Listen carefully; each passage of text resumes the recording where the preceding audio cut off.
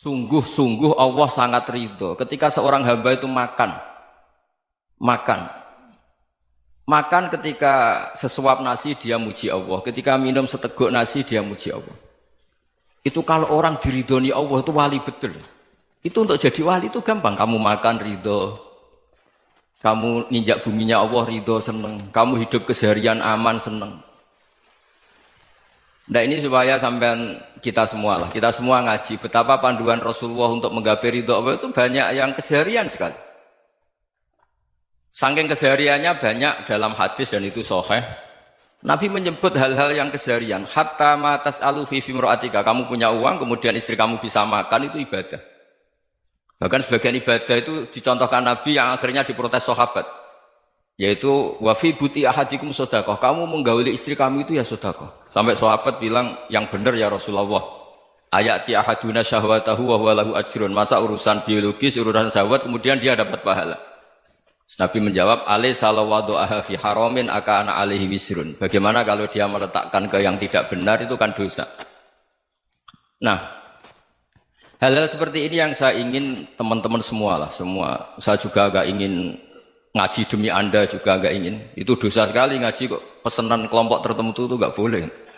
Islam itu untuk semua. Jadi ya cuma karena di depan saya jenengan ya seakan-akan jenengan korbannya.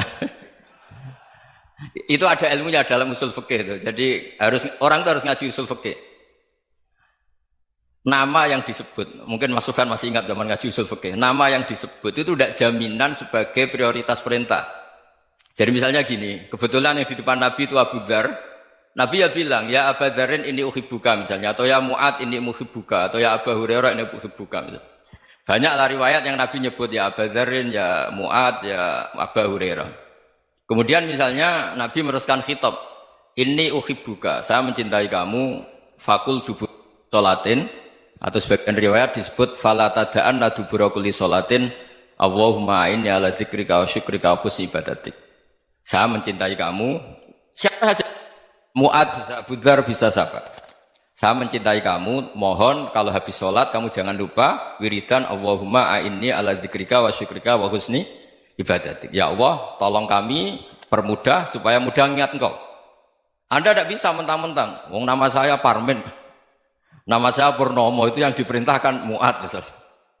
Jadi yang disebut satu, tapi khitab itu untuk siapa saja.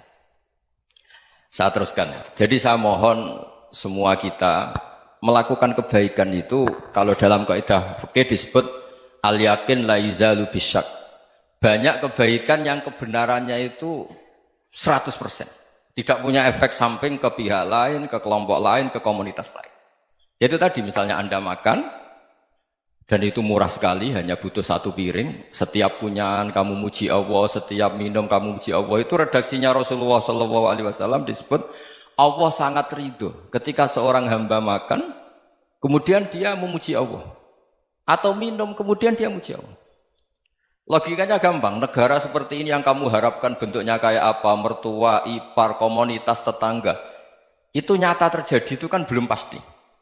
Sementara yang mesti terjadi adalah kamu butuh makan, kalau tidak mati. Butuh minum, kalau tidak mati. Butuh bumi yang nyaman ditempati, kalau tidak kita juga mati.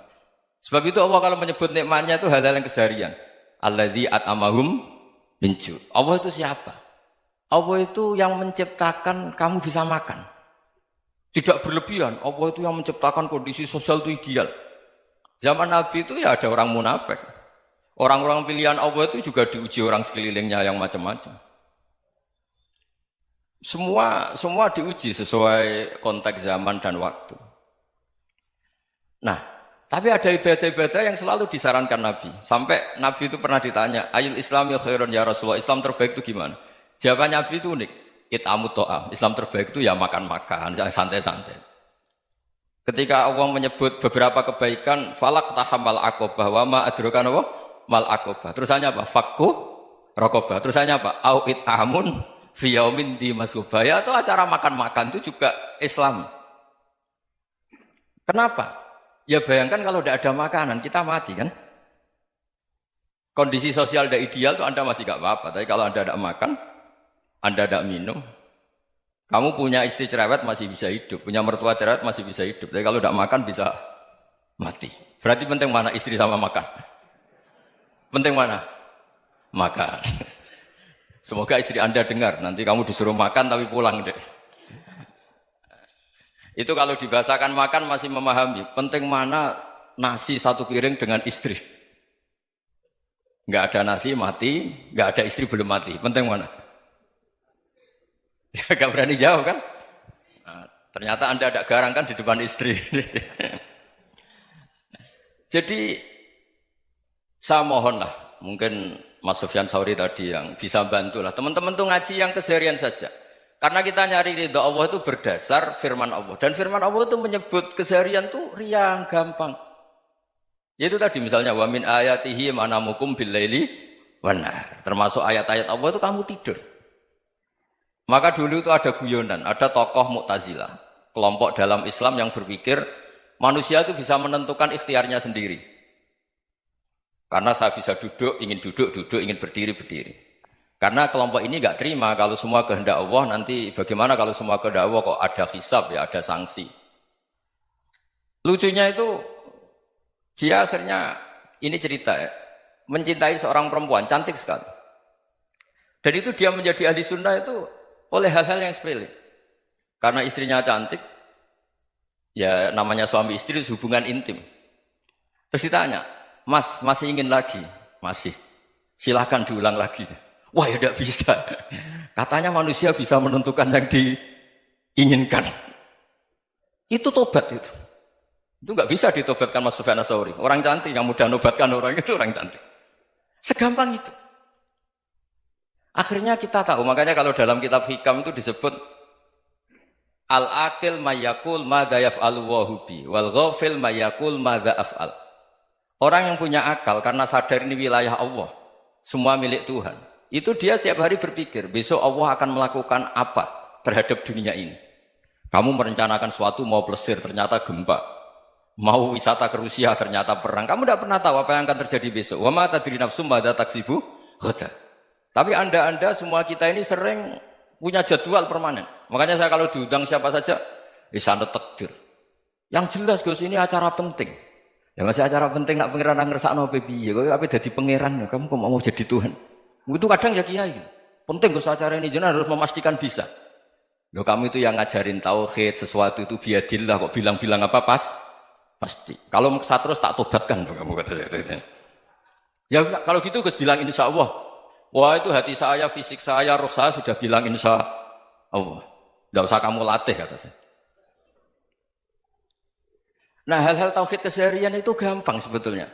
Wal ghafil yaqulu madza af'al. Tapi orang yang lupa Allah dia setiap hari bilang besok apa? Kita bisa melakukan apa? Seakan-akan dia itu aktor, dia penting, dia subjek permanen, dia. Padahal kita ini hanya objek kehendak Allah Subhanahu wa taala. Karena kita yakin sesuatu yang terjadi di alam raya ini kita tidak bisa apa-apa.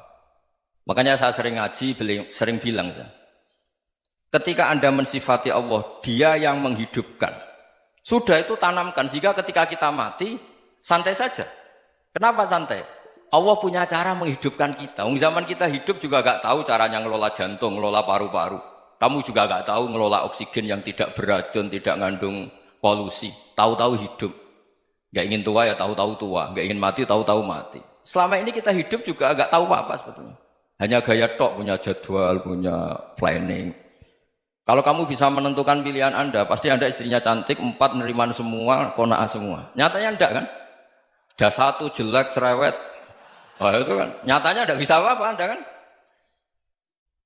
Dan kamu bawa mati lagi.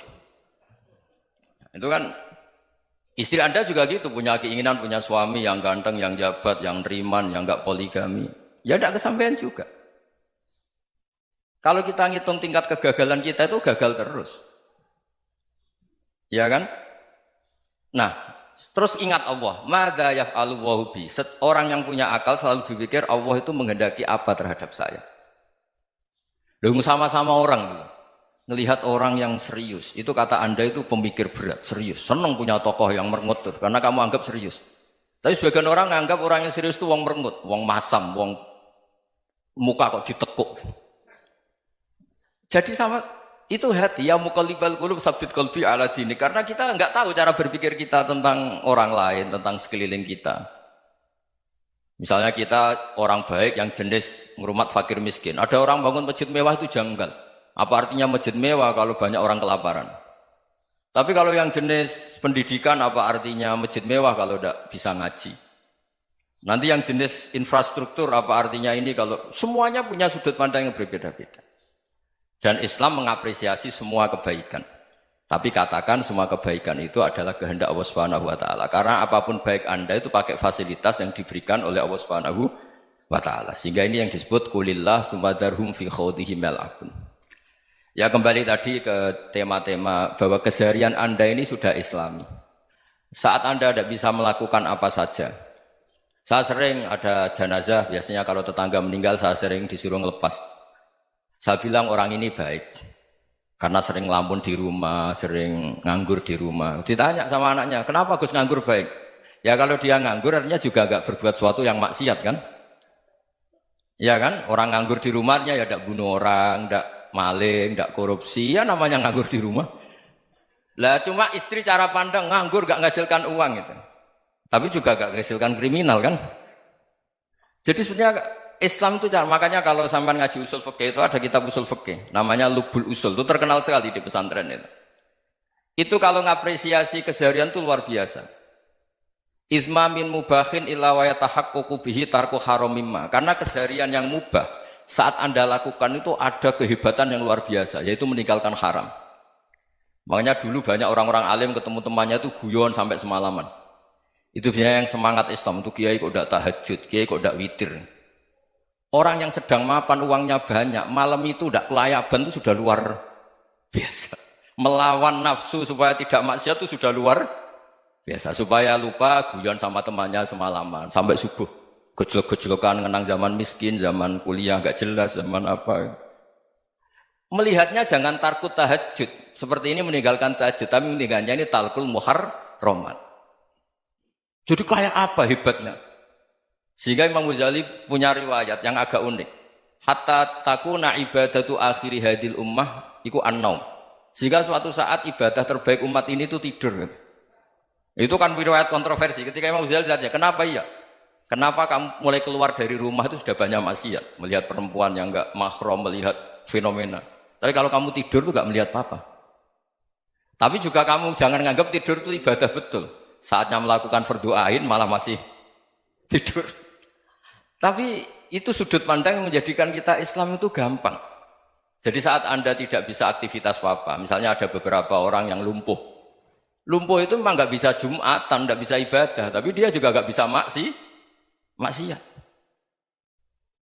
Tidur itu memang Anda saat itu tidak bisa tahajud, tidak bisa witir, tapi saat itu ada zina, ada maling, tidak gosipkan orang, tidak bully orang, tidak menanamkan kebencian, tidak hasud. Sehingga tidur menurut Allah Ta'ala wa min ayatihi manamukum billaili apa? Wan-nahar. Karena di tidur itu selain ada unsur istirahat, jaga kestamina, juga ada unsur meninggalkan beberapa keburukan. Nah saya mohon ibadah yang keseharian ini kita jaga. Supaya kita semua baca ayat itu fasih. Fasih itu tertanam di hati. Allah itu siapa? Alladzi at'amahum min ju'i wa amanahum min khauf. Dan Allah kalau cerita di Quran itu anna subabnal ma'a subba summa syaqaqnal ardhan wa syaqqa fa ambatna fiha habba wa inaba wa qadba wa zaituna wa nakhla wa hadaika hulba. Kamu tahu saya ini siapa kata Allah?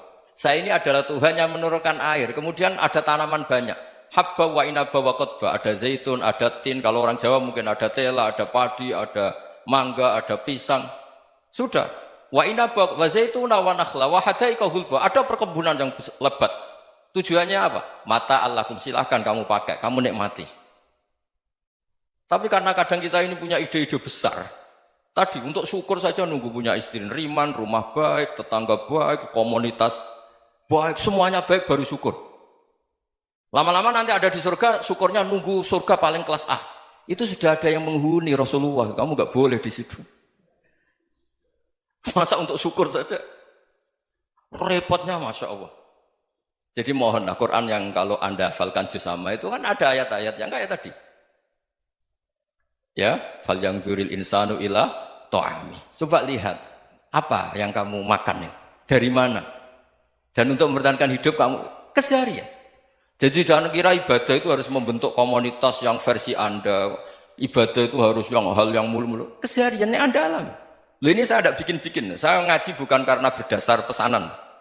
Itu ayat yang saya baca kan betul ada ayatnya kan. Fal yang dzuril insanu ila tu'ami. Anna soba penal ma'a sobba. Thumma syaqaqnal ardo syaqqa. Fa'ambasna fiha habba wa inabau wa qodba. Wa zaitunau wa nakhla wa hadaika khulba. Terusannya apa? Mata'al lakum. Silakan kamu nikmati. Mata itu silakan kamu nikmati.